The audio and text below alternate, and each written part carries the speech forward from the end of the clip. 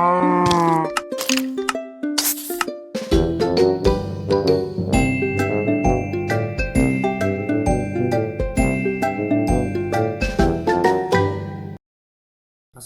warahmatullahi wabarakatuh, Bapak Ibu.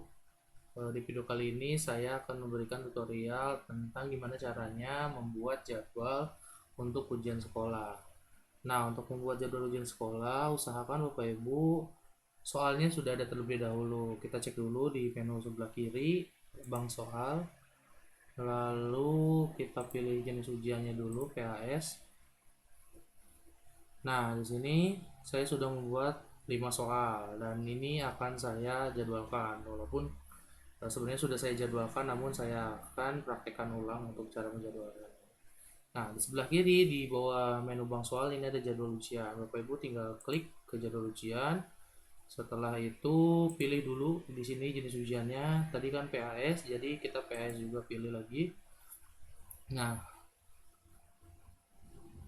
di sini maaf, ini ada filter nih. Nah, ini adalah soal yang saya buat sebelumnya. Namun kita akan buat lagi satu lagi untuk dipraktikkan kepada Bapak Ibu. Nah, cara membuat jadwalnya yaitu dengan cara di sebelah kanan ini Bapak Ibu ada tombol hijau tambah jadwal, Bapak Ibu tinggal diklik. Nah, di sini ada pilihan nama bank soal. Di nama bank soal ini Bapak Ibu tinggal pilih soal mana yang akan dijadwalkan. Misalnya di Dasprog, di sini ada dasar-dasar program TI. Ini saya akan jadwalkan misalnya sesuai jadwal ujian yang diberikan oleh kurikulum itu di hari Senin misalnya. Berarti dari Senin ini Monday tanggal 5, maaf. Nah, ini tanggal mulai ujiannya misalnya 8.30 dimulai ujiannya. Lalu tanggal berakhir ini juga sama di hari Senin juga. Nah, maksud tanggal berakhir ujian ini bukan tanggal berakhir ujian, maaf, maksudnya bukan waktu berakhir ujian si anak mengakhiri ujiannya, tapi tanggal berakhir ujian ini atau waktu berakhir ujian ini adalah di mana anak diberi keleluasaan atau diberi beberapa waktu agar si anak tetap bisa login, misalnya tetap bisa mengerjakan ujian, maaf. Misalnya ujiannya itu 1 jam. Nah, di sini kan dalam ujian nih. Ada lama ujiannya misalnya 1 jam. Dari jam 8.30 berarti selesai di jam 9.30. Nah, misalnya kita mau ngasih setengah jam buat si anak tetap bisa login atau bisa mengerjakan soalnya. Berarti di sini kita masukkan jam 9. Nah, lebih dari jam 9 anak tidak akan bisa mengerjakan soalnya lagi, seperti itu. Jadi settingannya ini sesuaikan dengan settingan yang diberikan oleh kurikulum. Misalnya batas toleransinya itu anak bisa mengerjakan misalnya cuma 15 menit dari mulai waktu ujian ya. Berarti di sini jam 8.30, di sini berakhir ujiannya berarti 8.30 tambah 15 menit berarti 45. Berarti di sini tambahinnya 18.45 seperti itu. Kita balik lagi karena di sini diberi waktu toleransinya itu setengah jam, jadi kita masukin lagi jam 9. Sesi tahap ini tetap di satu saja, jangan dirubah ke 2 ataupun 3. Jadi tetap di sesi 1. Lalu lama ujian itu dihitungnya per menit. Jadi misalnya kalau Bapak Ibu 1 jam berarti bukan 1 aja, melainkan harus 60 menit. Jadi hitungannya nih menit gitu. Misalnya kalau 2 jam berarti 120 menit seperti itu. Berhubung di sini dikasih waktunya sejam, berarti 60 menit saja. Lalu waktu mengerjakan ini usahakan biasanya harus sesuai mulai ujian. Jadi setiap mulai ujian 8.30 ini akan terhitung 1 jam gitu misalnya.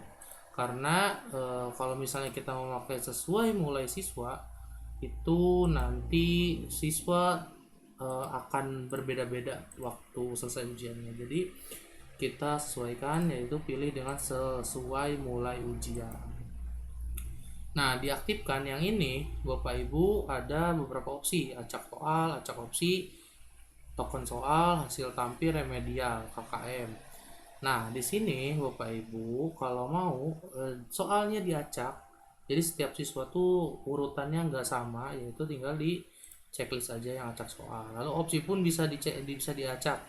Jadi jawabannya enggak, misalnya A1, B2, C3. Nah, Bapak Ibu bisa dirubah jadi misalnya A3, B2 atau C1 dan sebagainya seperti itu. Jadi Bapak Ibu tinggal acak opsi aja.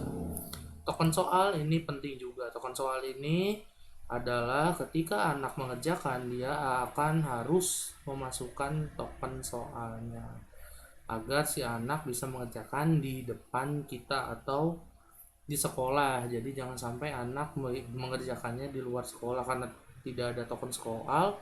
Jadi anak bisa mengerjakan di luar sekolah. Nah, makanya untuk mengantisipasi itu token soal ini harus dilakukan. Ada dua opsi lagi di sini, hasil tampil sama remedial. Hasil tampil ini yaitu ketika Bapak Ibu ingin menampilkan hasil dari ujian anak nilainya, maka Bapak Ibu di checklist saja. Tapi kalau misalnya nggak usah ditampilkan hasil anaknya, ya udah nggak apa-apa. Lalu di sini ada remedial KKM. Nah, remedial KKM ini berhubung di sini di dashboard ini saya masukkan 70 untuk KKM-nya, maka ketika anak mendapatkan nilai 70, maka si ujian akan selesai. Namun, ketika anak mengerjakan dan kurang dari 70 nilainya, maka dia akan terus mengulang sampai si nilainya menjadi 70 dan sampai ujiannya atau waktu ujiannya selesai selama 1 jam. Misalnya kalau si anak selama 1 jam belum selesai juga karena nilainya di bawah 70, maka itu akan otomatis 0 nilainya. Jadi usahakan ini jangan di checklist. Namun kalau misalnya mau di checklist ya mangga. Tapi biasanya saya tidak akan di checklist karena kasihan juga ke anaknya, nanti dia udah ngerjain banyak-banyak ternyata nilainya 0 karena tidak sesuai dengan KKM. Di sini ada pilih kelas. Nah, pilih kelas ini yaitu berhubung di sini dashboard TI, jadi saya mengerjakannya hanya anak 10 TI aja. Nah, enaknya di sini Bapak Ibu ketika mau memasukkan kelas ini akan otomatis karena sesuai jadwal Bapak Ibu.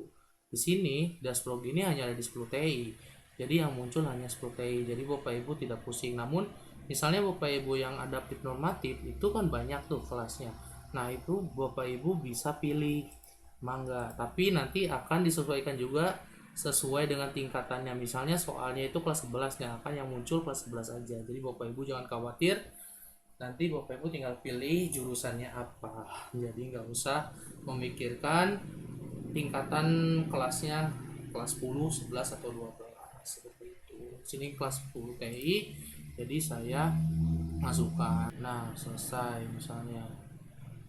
Nanti akan terlihat seperti ini Bapak Ibu soalnya. Jadi Bapak Ibu sudah berhasil menjadwalkan untuk ujian siswanya seperti itu.